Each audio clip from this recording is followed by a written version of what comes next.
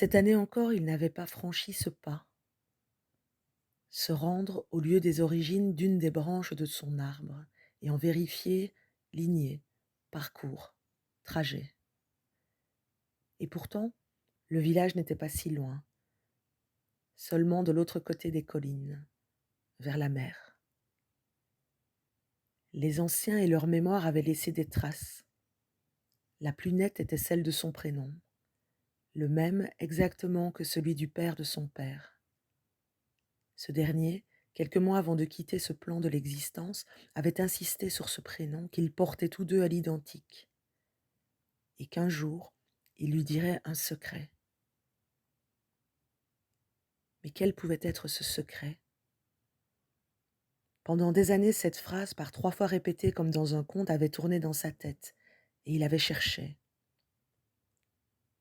Puis les indices s'étaient accumulés comme ces étoiles de naissance sur les tombes des anciens qui rajoutaient une branche aux 5 usuels afin d'indiquer un possible de ce secret.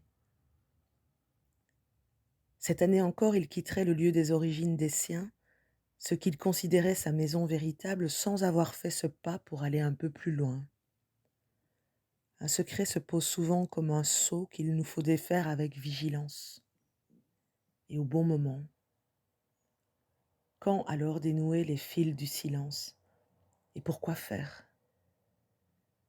De l'autre côté des collines, vers la mer, sur des registres d'églises ou de communes, peut-être la confirmation de ses doutes, peut-être rien. Il aurait attendu encore. Revenir ici était la condition. Origine, identité, appartenance, tous attachements générant autant d'illusions. Ce prénom, aujourd'hui, il le portait seul. Ce qu'il racontait du mystère tenait aussi dans sa signification autant que dans le signe du secret qu'il suggérait. Résolument, il se sentait comme la porte que ce prénom ouvrait, le bien-aimé.